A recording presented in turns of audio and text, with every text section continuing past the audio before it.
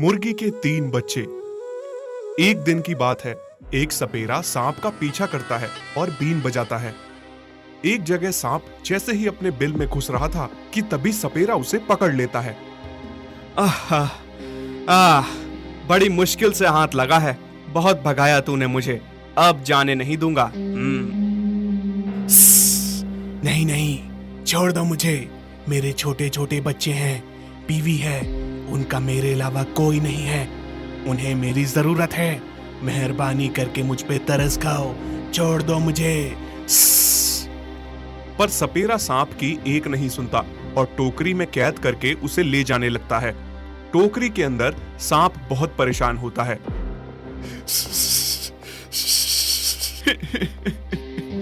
क्या करूं? कैसे इस कैद से बाहर निकलूं? मेरे बीवी बच्चे बहुत परेशान हो रहे होंगे। चलते चलते सपेरे को बहुत प्यास लगी। अरे, मुझे तो बहुत प्यास लगी है। हाँ, पास में ही नदी दिख रही है। एक काम करता हूँ, इस टोकरी को यहीं रख के जाता हूँ और पानी पी के आता हूँ। सपेरा टोकरी को वहीं छोड़ के पानी पीने जाता है। फिर थोड़ी देर में एक मुर्गी दाना चुगती चुगती वहां पहुंचती है जहां सपेरे ने टोकरी रखी होती है। वो देखती है कि टोकरी में से जोर जोर से रोने की आवाज आ रही है और टोकरी हिल रही है। अरे बाप रे, ये टोकरी कैसे अपने आप हिल रही है? मुझे पास जाकर देखना होगा। कोई मेरी मदद करो, मुझे कोई तो बाहर निकालो। अरे बाप रे, इसमें से तो किसी के रोने की आवाजें आ रही है। लगता है इस टोकरी में कोई कैद है। मुझे मदद करनी चाहिए। मुर्गी टोकरी का ढक्कन हटाती है। जैसे ही मुर्गी सांप को देखती है, वो बहुत डर जाती है। नहीं नहीं, मुझे मत खाना। मैंने तुम्हें इस टोकरी से बाहर निकाला है। नहीं, मैं तुम्हें नहीं खाऊंगा। तुम मुझसे डरो मत। तुमने मेरे ऊपर इतना बड़ा उपकार किया है, समझ में नहीं आ रहा कैसे चुकाऊं। बस इतना कह सकता हूँ कि कभी मेरी आवश्यकता पड़े तो मुझे बेझिझक याद कर लेना। क्या पता मैं तुम्हारे किसी काम आ सकूं। बहुत बहुत धन्यवाद तुम्हारा। सपेरा जब पानी पी के आता है और सांप को नहीं पाता तो बहुत गुस्सा हो जाता है। हाँ? किसने किया ये? किसने मेरे सांप को आजाद किया? कोई बात नहीं, अगली बार हाथ लगेगा तो जाने नहीं दूंगा। आओ मेरे बच्चों, तुम्हारे लिए मैं खूब सारा दाना लेकर आई हूँ। खाओ, पेट भर के खाओ। वाह माँ, तुम कितनी अच्छी हो। कितना सारा दाना लाई हो हमारे लिए। हाँ माँ, तुमने कभी बाबा की कमी महसूस होने नहीं दी हमें। माँ, आपने हमें हमेशा भर पेट खिलाया, खुद का पेट खाली रख के। कितनी प्यारी हो तुम माँ। तभी वहां पर काना मुर्गी आ जाता है, जो पहले से मुर्गी को तंग किया करता था। अरे मेरी जान, कितनी बार तुमसे कहा है मैंने, मुझसे शादी कर लो। तुम्हारी सारी जिम्मेदारी मैं उठा लूंगा, और तुम्हारे इन छोटे छोटे बच्चों को भी। तुम मुझे इतना पसंद हो, मुझसे देखा नहीं जाता जब तुम काम करने बाहर जाती हो। शक्ल देखी है तूने अपनी, जो मेरी और मेरे बच्चों की जिम्मेदारी उठाएगा? तू खुद को भी संभाल पाए वो भी काफी है। कान्हा कहीं का, तुझे मैंने पहले भी समझाया है, मुझसे और मेरे बच्चों से दूर रह, वरना तेरे लिए अच्छा नहीं होगा। अब आखिरी बार समझा रही हूँ। इसके बाद अगर तू हमारे रास्ते आया तो तेरे लिए अच्छा नहीं होगा। काना मुर्गे को मुर्गी की बातें बहुत बुरी लगती हैं। ये तूने अच्छा नहीं किया, बहुत बेइज्जती करी तूने। मैं तुझसे प्यार करता हूँ और तू मेरी बेइज्जती करती है। इसका बदला तो मैं लेकर ही रहूंगा। फिर एक दिन काना मुर्गी दाना चुग रहा था, तभी उसे सांप पकड़ लेता है। नहीं नहीं, मुझे मत खाओ, मेरी जान बख्श दो। मुझे खा के तुम्हें भला क्या मिलेगा? इतनी मुश्किल से शिकार हाथ आया है और तू छोड़ने की बात कर रहा है। ऐसे कैसे छोड़ दूं? हाँ चलो, छोड़ भी देता मैं तुझे, पर आज नहीं छोड़ सकता। मेरी बीवी और छोटे छोटे सपोले भूखे हैं, उन्हें बहुत भूख लगी है, इसलिए मैं तुझे नहीं छोड़ सकता। मुझे खाकर क्या स्वाद आएगा? मेरी बूढ़ी हड्डियों में कहाँ मांस है? अगर मैं तुम्हें बच्चों के लिए 3 छोटे छोटे चूजे लाकर दूं, तो तुम मुझे छोड़ दोगे ना? और वो खाने में भी स्वादिष्ट होंगे क्योंकि छोटे छोटे हैं। क्या कहा तुमने? छोटे छोटे चूजे? अगर ऐसा है तो फिर ठीक है, जल्दी से जल्दी मुझे वो चूजे ला कर दो। मेरे बच्चे भूखे हैं और अगर मुझे धोखा देने की कोशिश की ना तो याद रखना मुझसे बुरा कोई ना होगा। नहीं नहीं हुजूर, मैं कैसे धोखा दे सकता हूँ आपको? मैं अभी गया और अभी आया। काना मुर्गी मुर्गी के बच्चों को लाने जाता है। उसे पता था कि मुर्गी अभी घर पर नहीं है, वो अपने बच्चों के लिए दाना लेने बाहर गई है, इसीलिए वो इस मौके का फायदा उठाता है। अब मौका मिला है बदला लेने का तुमसे, और साथ में तुम्हारे ये बच्चे ही हमारे बीच आ रहे हैं। जब ये बच्चे ही नहीं रहेंगे तो तुम मुझसे शादी करने से कैसे इनकार कर पाओगी? अब इन बच्चों को सांप के हवाले करके सब ठीक कर दूंगा मैं। बच्चों, क्या कर रहे हो तुम? खाने का इंतजार कि माँ आएगी, खाना लाएगी और खाओगे? हाँ बच्चों। तुम यहाँ क्या कर रहे हो?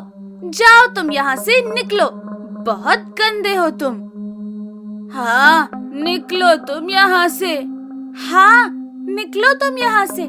तुम हमारी माँ को भी बहुत सताते हो, बहुत बुरे हो तुम। अरे बच्चों, ये तुम कैसी बातें कर रहे हो? बिल्कुल अपनी माँ की बोली बोल रहे हो। मैं तुम्हारा चाचा लगता हूँ बच्चों। आज मैं बदल चुका हूँ बच्चों, मेरा यकीन मानो। मैं तो यहाँ तुम्हारी मदद करने आया हूँ, पर तुम मुझे गलत समझ रहे हो। मदद करने आए हो? क्या मदद करोगे हमारी तुम? क्या तुम जानते हो तुम्हारी माँ कितना काम करती है तुम्हारे लिए रोज? कहाँ कहाँ से जाकर खाना लाती है, कितनी मेहनत करती है। क्या तुम नहीं चाहते अपनी माँ की मदद करना हैं? हाँ, हम चाहते हैं अपनी माँ की मदद करना, पर समझ में नहीं आता कैसे करें। मेरी बात सुनोगे तो सब ठीक होगा, अपनी माँ की मदद भी कर पाओगे। क्या करना होगा हमें? मेरे साथ चलो एक जगह जहाँ पर बहुत सारा दाना है। मैं तुम्हें दाना चुगना सिखाऊंगा। अगर तुम दोनों चुगना सीख जाओगे तो तुम्हारी माँ का बोझ हल्का हो जाएगा। मुर्गी के बच्चे उसकी बातों में आ जाते हैं और उसके साथ चल पड़ते हैं। ये लो सांप भाई, मैंने अपना वादा पूरा किया। मैं तुम्हारे बच्चों के खाने के लिए चूजे ले आया, अब मुझे जाने दो। उधर जब मुर्गी अपने बच्चों के लिए दाना लेकर आती है, वहाँ अपने बच्चों को नहीं पाती तो परेशान हो जाती है। मेरे बच्चों, कहाँ हो तुम? कहाँ ढूंढूं तुम्हें? कहाँ चले गए तुम? तभी एक पड़ोसी मुर्गी को बताता है कि काना मुर्गा बच्चों को ले गया है। जैसे ही मुर्गी के बच्चों को सांप खाने वाला होता है, छोड़ दो, हमें जाने दो, हमें मत खाओ। तभी मुर्गी बच्चों को ढूंढती हुई वहाँ पहुँच जाती है। सांप राजा, मेरे बच्चों को बख्श दो। मेरे बच्चे तो इतने छोटे छोटे हैं, खाना है तो मुझे खाओ। अरे तुम तो वही मुर्गी हो ना जिसने मुझे उस सपेरे के कैद से बचाया था। तुम तो बहुत भली मुर्गी हो। उस दिन तुम ना होती तो आज मैं यहाँ अपने परिवार के साथ ना होता। सांप मुर्गी के बच्चों को छोड़ देता है और काना मुर्गे को पकड़ लेता है। तुम इस हद तक गिर सकते हो, मैंने कभी सोचा भी नहीं था। मेरे छोटे छोटे बच्चों ने तुम्हारा क्या बिगाड़ा था? सांप राजा, इसे छोड़ना मत। मुझे माफ कर दो, मुझसे बहुत बड़ी गलती हो गई। तुम इतनी भली मुर्गी के साथ गलत करवाने वाले थे मुझसे। तुम तो मेरे हाथों से नहीं बचोगे। मेरे और मेरे परिवार का आज का भोजन तुम बनोगे। इस तरह सांप मुर्गी और उसके बच्चों को छोड़ देता है और काना मुर्गे को खा जाता है। मुर्गी और उसके बच्चे चलते चलते घर आ जाते हैं। ये कहानी भीषण के 2 जुड़वा बैलों की है जिनके नाम हीरा और मोती हैं। ये बैल अभी छोटे छोटे बछड़े हैं। थोड़े समय पहले इन बछड़ों की मां मर गई थी। तभी से भीषण इन दोनों बछड़ों को लाड प्यार से पाल रहा है। भीषण की पत्नी भीनावती ने हीरा और मोती को कभी पसंद नहीं किया। वहीं भीषण को दोनों के साथ अद्भुत प्रेम और स्नेह है। हीरा और मोती दोनों ही बहुत नटखट और शरारती बच्चे हैं। दोनों हमेशा शैतानी करते रहते हैं। उनकी इन्हीं शैतानियों को देखकर भीषण बहुत खुश होता है और आनंद लेता है। वहीं भीनावती बहुत गुस्सा करती है। हाय राम, हीरा और मोती, तुम दोनों करमजलों ने ये क्या कर दिया? मेरी सारी मेहनत को मिट्टी में मिला दिया। अरे भीनावती, क्यों इन दोनों नटखट बच्चों पर गुस्सा कर रही हो? क्या हुआ है?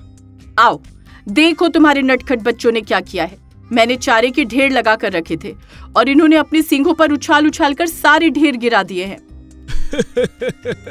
अरे भीनावती, गुस्सा क्यों करती हो फालतू में? बच्चे हैं, ये शरारत नहीं करेंगे तो फिर कौन करेगा? और वैसे भी मुझे इनकी शरारतें और नटखटपन देखकर बहुत ही मजा आता है। देखो तो कितने अच्छे लग रहे हैं दोनों एक दूसरे के साथ खेलते हुए। दिल को सुकून मिलता है इन्हें देखकर। अच्छा, तुम्हें इतना ही अच्छा लग रहा है तो तुम ही चारे के ढेर दोबारा से वापस लगा देना। मैं नहीं करने वाली अब कुछ भी। भीषण उन दोनों को बहुत प्रेम करता था। वहीं हीरा और मोती में भी एक अद्भुत स्नेह था। दोनों भाई एक दूसरे से बहुत ज्यादा प्रेम करते थे। दोनों जुड़वा थे, जिस वजह से अगर चोट एक को लगती तो घाव दूसरे को होता, और अगर दर्द एक को होता तो उस दर्द का एहसास दूसरे भाई को होता। दोनों एक दूसरे के साथ बहुत भाईचारे के साथ घुल-मिल कर रहते थे। फिर ऐसे ऐसे दिन बीतते गए। समय के साथ हीरा और मोती भी अब जवान हो चुके थे। दोनों कद काठी में बहुत ऊंचे, लंबे और खूबसूरत हो गए थे। दोनों अब काम में भी अपने मालिक के साथ हाथ बटाने लगे थे। मालिक, अब तो हम जवान हो गए हैं। अब हमारा भी फर्ज बनता है कि हम आपके साथ खेतों में चलकर काम करें। बचपन से आपने हमारे लिए बहुत किया है। अब हमारी बारी है कि हम आपके लिए कुछ करें। हाँ मालिक, हीरा सही कह रहा है। अब हम भी आपके साथ खेतों में काम करेंगे। आपको खेत जोतने के लिए पड़ोस के गांव से बैल लाने की कोई ज़रूरत नहीं है। हम जवान हो चुके हैं, हम खुद खेतों को जोतेंगे। आज मुझे लगा कि सच में मेरे हीरा और मोती जवान हो गए हैं। देखा भीनावती, मैं ना कहता था कि हीरा और मोती बहुत समझदार है। देखो आज ये कितने समझदार हो गए हैं। मेरे साथ खेतों में काम करने के लिए तैयार हो गए हैं। तुम और तुम्हारे बैल एक ही जैसे हैं। जानवरों के साथ रहते रहते तुम भी जानवर बन गए हो। हाँ। भीनावती, ना जाने तुम कब समझोगी पगली। भीषण के साथ अब हीरा और मोती पूरा पूरा दिन खेतों में काम करते, खेत जोतते, और इस काम से हीरा और मोती को बहुत सुख मिलता था कि वो अपने मालिक के लिए कुछ कर पा रहे हैं। साथ ही भीषण भी अपने दोनों बैलों से बहुत खुश था। मोती, मैं चाहता हूँ कि हल जिस ओर से भारी है उस ओर से आज मैं हल चलाऊंगा। नहीं हीरा, तुम ऐसा क्यों कह रहे हो? तुम जल्दी थक जाते हो क्योंकि बचपन में तुम्हारी एक टांग टूट गई थी। तुम हल्का हल्का भार उठाओ और हल्का भारी वाला भाग मैं उठाऊंगा। दोनों के स्नेह और प्यार की तो पूरे गांव में चर्चा होती ही थी, पर अब दोनों के काम की भी सारे गांव में चर्चा होने लगी थी। यही नहीं, अब दूर दूर तक हीरा और मोती की चर्चा हो रही थी कि जहां आम बैलों का जोड़ा दिन में 1 या 2 ही खेत जोत पाता है, वहीं हीरा और मोती एक दिन में 10-10 खेत जोत रहे हैं और अपने मालिक को इतना फायदा दे रहे हैं। ये सब देखकर भीनावती भी लालच में आ गई थी, लेकिन उसका ये लालच अपने घर के प्रति नहीं, बल्कि अपने मायके में अपने भाई के प्रति था। सुनिए जी, आज मैं जीवन में पहली बार आपसे कुछ मांगने जा रही हूँ। देखती हूँ आप मुझे दे पाते हो या नहीं। अच्छा, मांग के तो देखो। अरे सब कुछ तुम्हारा ही तो है। भीनावती भीषण से कहती है कि हीरा और मोती की जरूरत यहाँ से ज्यादा उसके मायके में उसके भाई को है, क्योंकि उसके भाई के इतने सारे खेत हैं और उसके भाई के पास कोई भी बैलों का जोड़ा नहीं है, जिस वजह से हर साल उसके खेत बंजर रह जाते हैं और उसके भाई के परिवार का भरण पोषण बड़ी ही मुश्किल से होता है। भीनावती चाहती थी कि भीषण अब हीरा और मोती को उसके भाई को दे दे, लेकिन ये बात सुनकर भीषण के दिल को जैसे किसी ने तीर लगाकर जख्मी कर दिया। ये बात भीषण को बिल्कुल भी अच्छी नहीं लगती है, लेकिन अपनी पत्नी से किए गए वादे के मुताबिक भीषण मजबूर था। हाँ, अब तो तुम इनकार करोगे ही ना, क्योंकि तुम्हें अपनी पत्नी से ज्यादा इन 2 बैलों से जो प्रेम है। ठीक है, मैं भी कह देती हूँ, अगर आज तुमने मेरी बात नहीं मानी तो मैं ये घर छोड़कर चली जाऊंगी। हाँ। भीनावती, मुझे तो यही समझ नहीं आया आज तक कि तुम्हें हीरा और मोती के साथ क्या दिक्कत है। पत्नी के आगे मजबूर होकर भीषण को भीनावती की बात माननी ही पड़ती है। हीरा और मोती को अपने साले जगदीश को सौंपना पड़ता है। मोती, ये कौन है? और हमें बांध के कहाँ ले जाने की तैयारी कर रहा है? लगता है कि हमारा नया मालिक है, लेकिन मालिक ने ऐसा क्यों किया? हमें क्यों बेच रहे हैं? क्या हमसे कोई गलती हो गई? हीरा, हम ये घर नहीं छोड़ना चाहते जहाँ हमारा बचपन बीता है। इतनी अच्छी अच्छी यादें हैं इस घर में हमारी। मेरा दिल बहुत दुखी हो रहा है। मैं इस घर को नहीं छोड़ना चाहता हूँ, लेकिन आखिर ऐसी क्या बात हुई जो मालिक हमें किसी और को बेच रहे हैं? मैं अपने हीरा और मोती को जाता हुआ नहीं देख सकता भीनावती। तुम ही हीरा और मोती को विदा करो। भीनावती बड़ी ही खुशी के साथ हीरा और मोती को वहां से अपने भाई के साथ भेज देती है और सोचती है कि बड़ी मुश्किल से दोनों बैलों से इतने लंबे समय के बाद छुटकारा मिला। शुक्र है भगवान का, इन दोनों बैलों से छुटकारा मिला। ये तो एक तीर से दो निशाने हो गए। मेरे भाई के खेतों का काम भी हो गया और मुझे भी इन करमचलों से छुटकारा मिल गया। बड़े ही अड़ियल किस्म के बैल हैं। घर जाने में इतनी देर हो रही है और ये दोनों जैसे किसी राजा महाराजा का रथ बड़े ही आराम से लेकर चल रहे हैं। भीषण का साला उन्हें जल्दी चलने के लिए लाठी से खूब मारता है। जब लाठी एक पर पड़ रही थी तो दूसरे को अपने आप चोट लग रही थी और घाव हो रहे थे। दोनों चलने में अड़ गए, क्योंकि आज से पहले उन्होंने कभी भी किसी से मार नहीं खाई थी। जिंदगी में पहली बार उन्हें किसी ने इतना मारा था। जैसे तैसे दोनों को लेकर भीषण का साला घर पहुंचता है और एक छोटी सी गौशाला में बांधकर सूखी और थोड़ी सी घास दे देता है। मर गया। जिंदगी में पहली बार किसी ने इतनी मार खाई है। मोती दिखाओ तो तुम्हारे घाव कैसे हैं? नहीं हीरा, मैं ठीक हूँ। मुझे तो तुम्हारे घाव ज्यादा लग रहे हैं भाई। दोनों भाइयों को उस छोटी सी गौशाला में घुटन हो रही थी और दोनों घास भी नहीं खा रहे थे। ये लो, तुम दोनों के लिए मैं बची हुई सूखी रोटी लेकर आई हूँ। घर में इतना ही बचा था, इसीलिए मैंने सोचा कि तुम दोनों भूखे होगे तो मैं तुम्हारे लिए रोटी लेकर आ गई। जल्दी जल्दी खा लो, नहीं तो मेरा बेटा आ जाएगा और मुझ पर बहुत गुस्सा करेगा। हीरा, यह आदमी जो हमें इतना मार मार के यहाँ लाया है, ये तो अपने घर में भी बहुत क्रूर है। समझ में नहीं आ रहा कि हम यहाँ कैसे रहेंगे। हीरा, ऐसा करते हैं, हम यहाँ से भाग चलते हैं। हाँ मोती, मुझे मालिक की और घर की बहुत याद आ रही है। तुम सही कहते हो, हमें यहाँ से चले जाना चाहिए। चलो खूंटा तोड़कर भाग जाते हैं। हीरा और मोती खूंटे से रस्सी तोड़कर रात में भागकर अपने घर आ जाते हैं। सुबह जब भीषण हीरा और मोती को देखता है तो बहुत खुश हो जाता है। देखो भीनावती, हीरा और मोती लौट आए हैं। अरे, ये दोनों मेरे वफादार बैल हैं। ये मेरे बिना नहीं रह सकते, ना ही मैं इनके बिना रह सकता हूँ। तुम इस बात को क्यों नहीं समझती हो? तुम क्या चाहते हो? मेरे भाई के खेत बंजर रहें? हमारा तो गुजारा जैसे तैसे फिर भी चल पड़ता है। हम खाने वाले सिर्फ 2 जने हैं। मेरे भाई को देखो, कितना बड़ा परिवार है। वो सारे भूखे मर रहे हैं। जमीन पूरी बंजर पड़ी हुई है। मैं कह देती हूँ, इन बैलों को वापस मेरे भाई के साथ भेजो। मैं अभी अपने भाई को बुला रही हूँ। पत्नी के आगे मजबूर भीषण हीरा और मोती को फिर से जगदीश के साथ भेज देता है। लेकिन इस बार हीरा और मोती ने सोच लिया था कि वो अब भागेंगे तो अपने मालिक के पास वापस लौट कर नहीं आएंगे, क्योंकि अगर वो लौट कर आए तो दोबारा फिर से उनके मालिक उन्हें इस क्रूर इंसान के साथ भेज देंगे। इसलिए दोनों ने सोच लिया था कि वो भागकर कहीं दूर चले जाएंगे। हीरा, मुझे तो बहुत गुस्सा आ रहा है। मुझे इस क्रूर इंसान के साथ जाने का बिल्कुल भी मन नहीं है। मेरा मन कर रहा है इसे अपने सिंघों से उठाकर पटक के नीचे जमीन पर गिराकर मार डालूं। नहीं मोती, हम ऐसा नहीं कर सकते। ये है तो हमारे मालिक का साला, और इसे मारकर हम इंसानों जैसा गलत नहीं कर सकते। हमें इससे छुटकारा पाने के लिए कोई दूसरा रास्ता देखना पड़ेगा। जगदीश हीरा और मोती को जैसे तैसे लेकर घर पहुंचा। इस बार उन्हें एक मजबूत मोटी रस्सी के साथ बांध देता है, जिससे कि हीरा और मोती भाग न सके।